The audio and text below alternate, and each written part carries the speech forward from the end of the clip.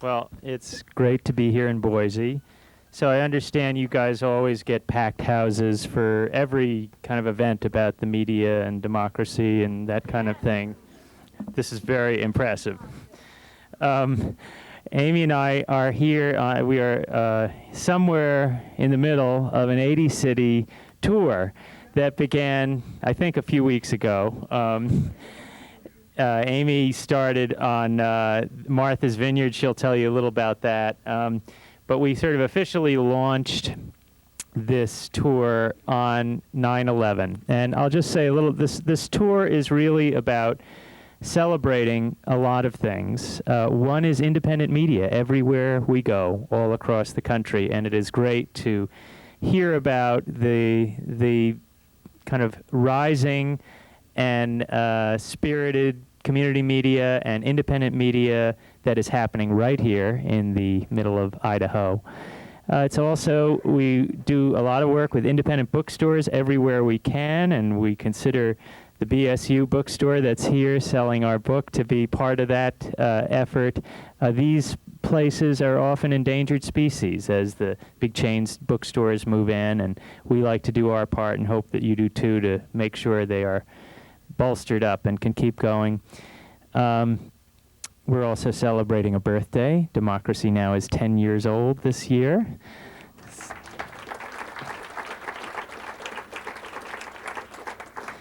And finally, and the impetus for us to hit the road this month has been the publication of our new book, Static: Government Liars, Media Cheerleaders, and the People Who Fight Back. So all of these came together. We were thinking about a suitable launch and a suitable place, and we decided on, we wanted to do it September 11th, but we debated this. You know, maybe we should just sort of avoid that whole 9/11 thing and do it on the 10th or on the 12th. And the more we thought about it, the more we realized, no, a big part of what we need to be doing here is right in the heart of New York City, a few blocks from Ground Zero, is we need to reclaim 9/11 for the voices of peace and justice and hope everywhere. And that's part of what we're doing both on the broadcasts of Democracy Now! Is bringing you these voices that have been shut out, and in our book, Static.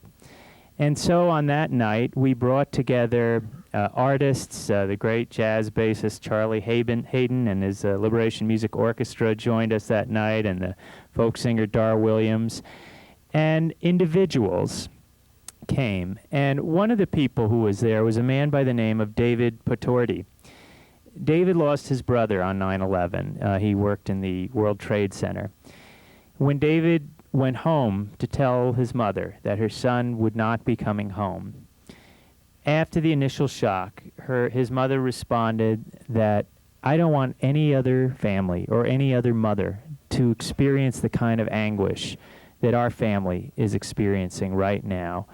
Not in our name should our government do anything to inflict this kind of death and needless suffering on any people anywhere in the world. David went on to form a group called the September 11th Families for Peaceful Tomorrows. These are all consist of survivors and family members who were personally affected by the tragedy. They are some of the most eloquent and powerful speakers you will hear speaking about what has happened in this country and in the world. But you haven't heard a lot of those voices. Unless you listen to Democracy Now! Or other independent media sources, these voices have been iced out of the corporate media. And instead, what we have gotten in these last 5 years, well, the way you could make sure you got on the evening news were if you, I remember seeing one story about a man who wanted to write the name of somebody who died on 9/11 on a bomb that was being dropped on Baghdad. Baghdad, a city that had absolutely nothing to do with 9/11. And I remember another story about people who were calling for revenge, that we should bomb Afghanistani villages back to the Stone Ages. These rural villages that had absolutely nothing to do with 9/11. But those stories got you on the front pages. So in the last few years, we've had confirmation of something we've known all along, which is that in the aftermath of September 11th, our corporate media, the story that we got, basically acted as little more than a conveyor belt for the lies of our government. They were not tricked and duped and the victims of getting bad information. The corporate media was a seamless part of the propaganda machine that was cranked up on 9/11, because it's not enough for a politician, for President Bush or somebody else to stand on the steps of the White House and say, we should bomb such and such country, we should take such and such action. No, he needs help in that. He needs a media that relies on your trust to parrot the propaganda that was being put out, the fraudulent information, the bogus claims about WMDs and other such things. He needed to dress up his lies with their credibility, and the media played its part with gusto. Dissenting voices were frozen out, and the voices that cheerleaded for war were placed front and center, in spite of the fact that more than half of the people in America were opposed to the invasion of Iraq before that, but you wouldn't know that. And so these are some of the things that we write about, and I'll give you, in the last year, we've had the spectacle of our major media like the New York Times and the Washington Post publishing, we can't really call them mea culpas, we call them kinda culpas, in which they talked about how they maybe got it a little wrong around the edges, but now, they knew better and things were back on track. Well, would that it were. One example that we write about in Static is the recent exposés that the media that have been in the media. And as one example, the media can't seem to shake its instinct to defer to power. In December 2005, the New York Times published a shocking exposé by reporters James Risen and Eric Lichtblau.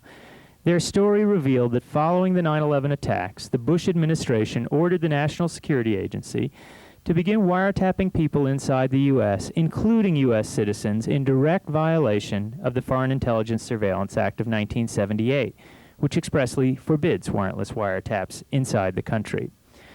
To read the article, you might have felt alarmed by the picture of creeping fascism that it describes, but you would have felt vaguely reassured that the press was on the job as a watchdog until you came to the 9th paragraph. Here's what it said. Quote, "The White House asked the New York Times not to publish this article, arguing that it could jeopardize continuing investigations and alert would-be terrorists that they might be under scrutiny.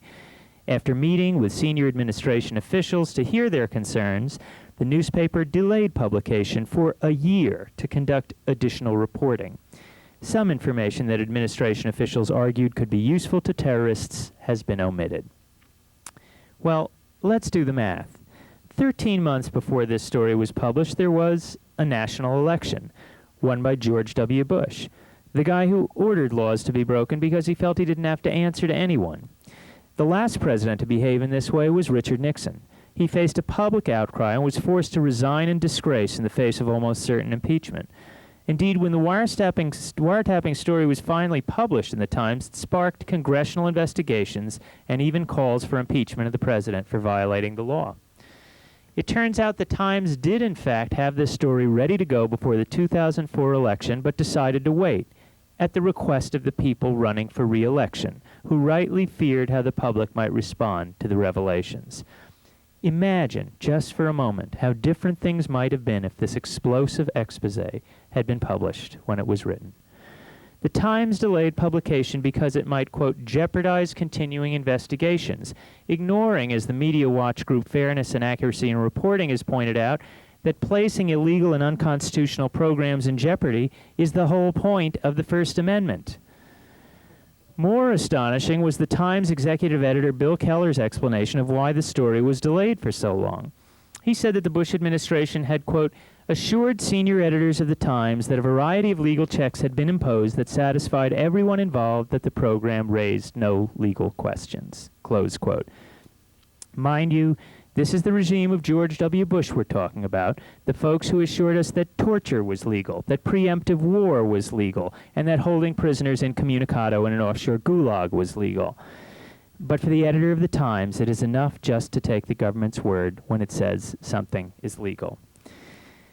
Well, this is the state of affairs that we face now, long after an experience that really ought to have shamed the mainstream media into cleaning up its act and to maintaining more of an arm's length and skeptical and hard-hitting relationship with those in power.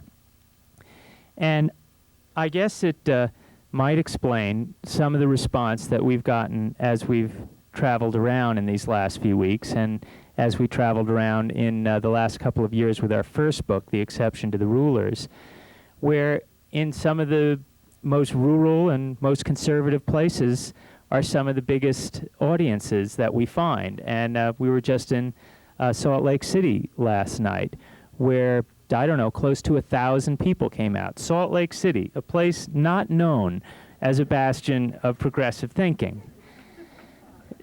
So what is going on here? Well, I think the obvious thing is what we are seeing is the hunger for independent, unembedded truth-telling that people have all around the country.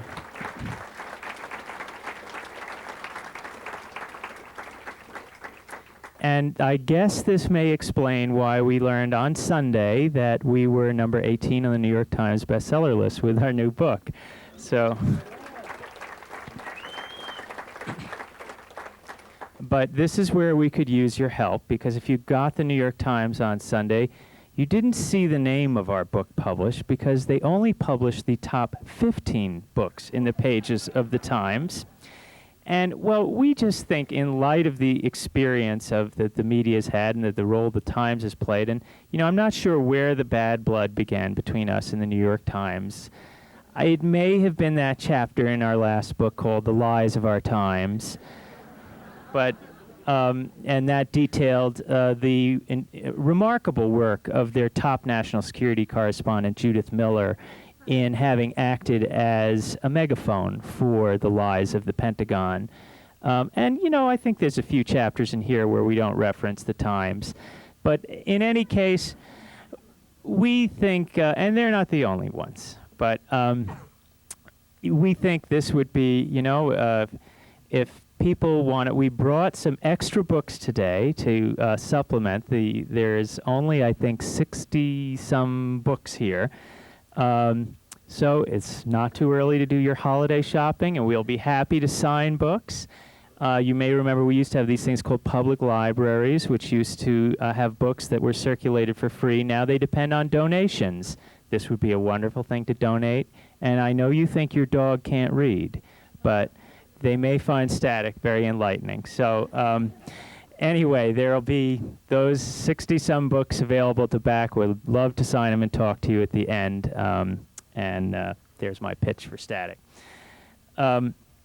Another issue that we look at is the whole question of what is going on in our schools, which have become an extension of the military recruitment efforts. And I discovered this firsthand. Well, I didn't discover it. I was a little bit tipped off to it since we'd been writing about it. But my daughter started high school a few weeks ago. And tucked into the ream of paperwork that we get is one form that could have life or death consequences. It's a form that allows her to opt out of having all her contact information, grade interests, courses that she's taking sent to the Pentagon. Now, I say this is part of, not a military bill, this is part of the No Child Left Behind Act.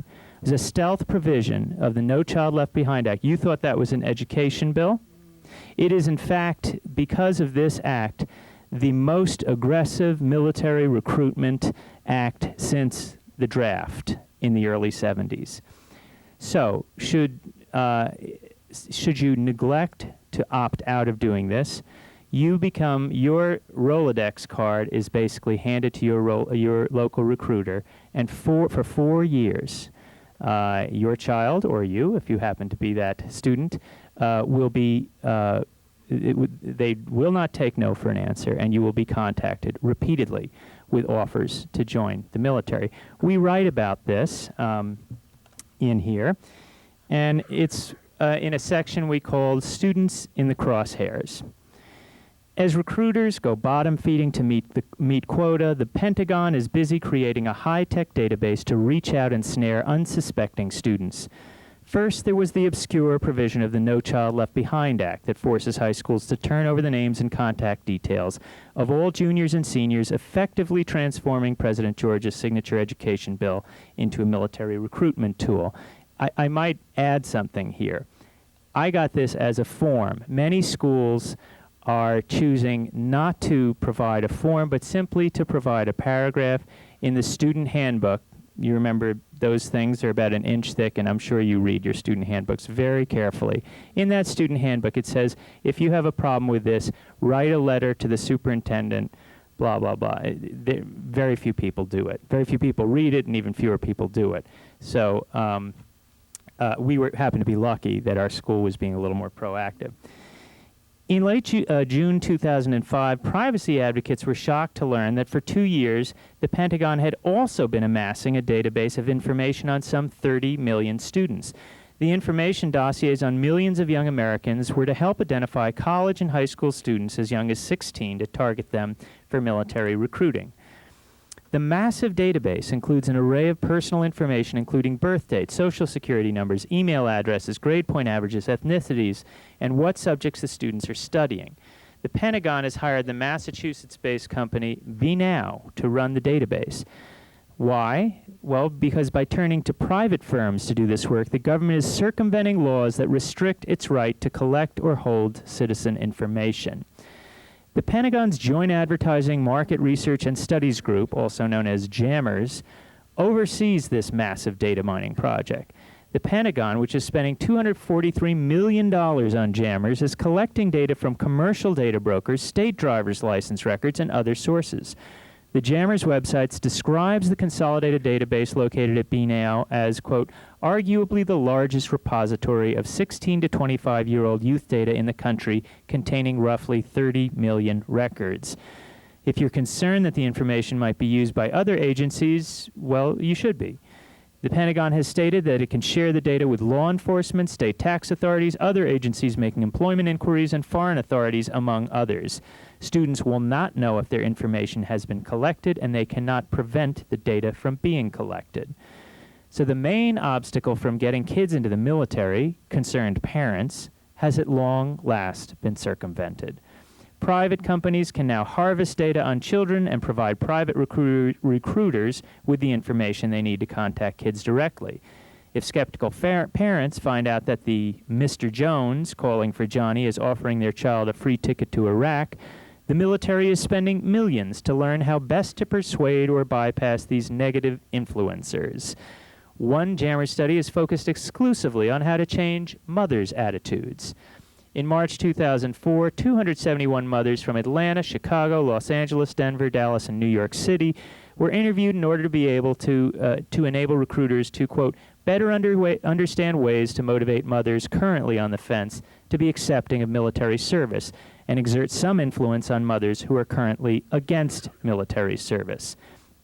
Now rebellious teens have a new ally in challenging their overprotective mothers, the Pentagon. And in case the prospective recruit has dropped out of school, has a criminal record, or is a single parent, each normally a bar to acceptance into the military, JAMMERS is also studying, quote, moral character waiver policies to help recruiters sign them up anyway. These moral character recruiter waivers, the waivers were lately in the news because of a man named Stephen Green. Stephen Green is one of the soldiers implicated in the rape and murder of an entire Iraqi family. Stephen Green was given a moral character waiver to serve. These things are not befitting the U.S. military, which people have long signed up honorably to do their service, and now this is what's happening in order to maintain wars that people do not want to fight. We also talk about in our book, one of the things you get to do when you write a book is look into things you've heard about over the years, but either kind of find it hard to believe or don't know the details. One of those was the role of the CIA in the newsrooms. It's a little-known history. We have a chapter on it called The Mighty Wurlitzer, and I will just leave it that little teaser for you. The details are more amazing than the rumors. Some 400 journalists worked with the CIA, 800 news organizations. It was so commonplace for reporters and the CIA to work hand in hand that foreign correspondents were routinely met as they came off the planes and the boats by CIA agents to give them full debriefings and in turn be given assignments for the CIA to carry out. We need a different kind of media in this country.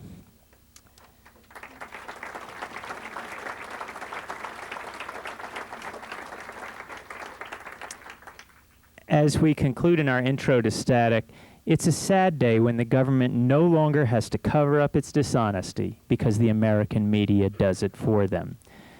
This is the state of the corporate media today. It's a symptom of what we call the access of evil, journalists trading truth for access.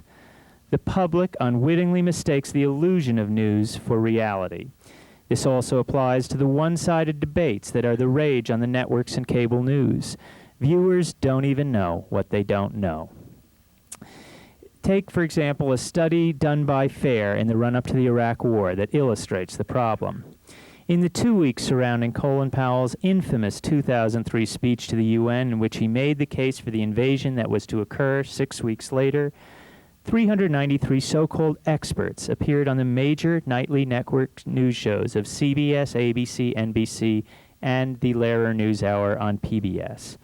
Of these, 1%, were leaders of anti-war organizations. We can't even call this a mainstream media. It's an extreme media, a media that cheerleads for war.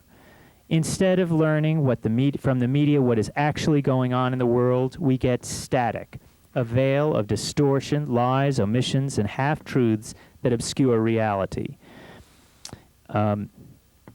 As bodies pile up in Iraq and New Orleans, many people are mystified, wondering where it all went so wrong. We need a media that creates static of another kind, what the dictionary defines as criticism, opposition, or unwanted interference. Instead of a media that covers for power, we need a media that covers the movements that create static and make history. Now, with lives and freedoms on the line, we need a media that cuts through the lies and fakery that obscures the truth, a media that is fiercely independent, unembedded, journalism that works to inform, not to deceive.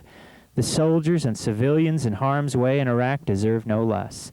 The citizens of the devastated and abandoned Gulf Coast are counting on it, and the people shackled in America's secret gulags cry out for it.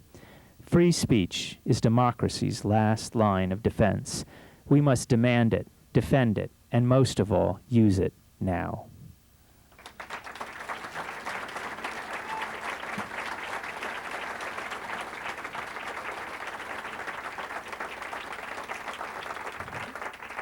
Well, that's an appropriate note to introduce you to someone who's been demanding, defending, and using free speech, not just for the last 10 years on Democracy Now!, but as her younger brother, I can say for over 40 years, and sometimes I've been on the losing end of it, my sister Amy.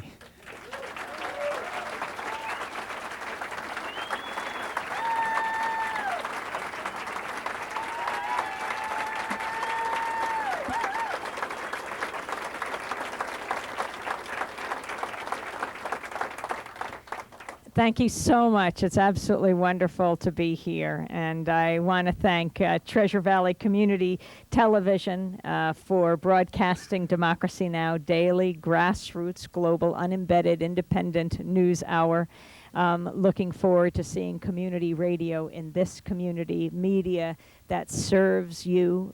Wonderful to be here to celebrate all independent media, including public radio and public television.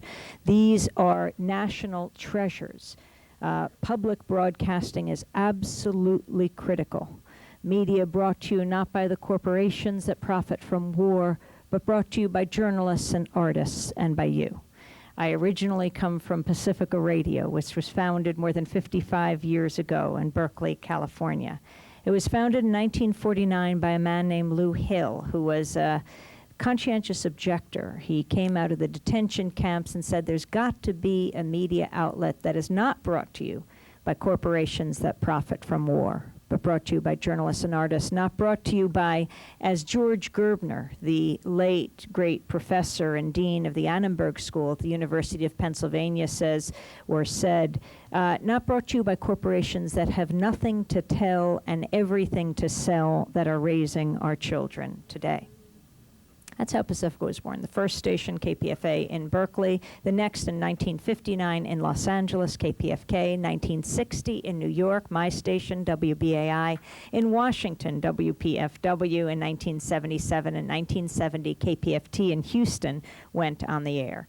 KPFT is the only radio station in the country whose transmitter was blown up in the first year of operation, actually blown up twice. The Ku Klux Klan strapped dynamite to the base of the transmitter. And when they blew it up, it certainly blew KPFT onto the public's consciousness. I don't think they intended that, quite a way to get known. And I don't remember if it was the Grand Dragon or the Exalted Cyclops, I often confuse their titles, who said it was his proudest act. Proud because he understood, I think, how dangerous public media is. Dangerous because it allows people to speak for themselves. And when you hear someone speaking from their own experience, that breaks down caricatures, the bigotry and the hatred that fuel these groups like the KKK. And it's so critical, and especially in a time like today when whole populations are targeted. In our country today, we're talking about Muslims, we're talking about Arab Americans, people of South Asian descent. We all have to stand together in these perilous times. I didn't say agree with each other, but stand together. I was just in Baraboo, Wisconsin last week at the Fighting Bob Fest, and a girl came up to me, a high school kid in a sweatshirt, and it said, it was the motto of her high school, great minds don't think alike. Terrific, terrific. So you don't have to agree with each other. In fact, debate, discussion, fierce going back and forth are the lifeblood of a democracy. But we do have to stand together to protect each other, especially when some are not in a position to protect themselves or whole populations of people. Paul Robeson, the great actor, singer, author, activist, in the 1950s was whitelisted from almost every public space in this country, except a few black churches, but he knew he could be heard over the airwaves of Pacifica Radio. It is so important that there be an outlet. Well, this trip has been amazing. We started Labor Day weekend in Cape Cod, Massachusetts. The first night was Provincetown, and every place we go, we try to support independent media, do fundraisers, and there it was WOMR, that's Outermost Radio.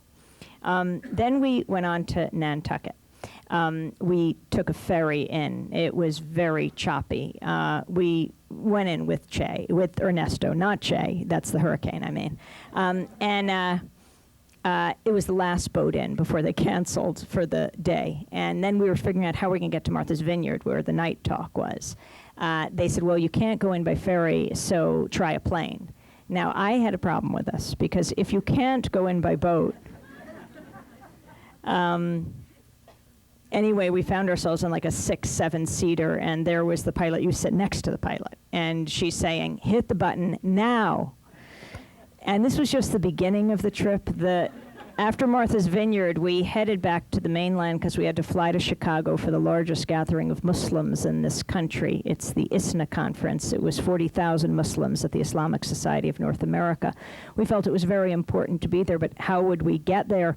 So my colleague, Dennis Moynihan, outreach coordinator for Democracy Now!, had lived on Martha's Vineyard, knew there was one boat that, rain or shine, would probably be going. The problem was it was 3:30 in the morning, coming in to deliver the newspapers. People are hungry at all times for information. Information is power. It allows us to decide where we go in this country. So we found ourselves on the pier at 3:30 in the morning in the driving rain, waiting as this distant light got larger and larger, this little boat bringing in the newspapers. So Dennis helped them unload hundreds of newspapers, and then we climbed in. With the driver, he was covered in his rain gear, and we headed into the choppy waves of the Atlantic Ocean. And this was only the beginning of the trip. 80 cities to go. But Nantucket was remarkable. It's an historic place. It's a place where Frederick Douglass gave one of his first addresses against slavery.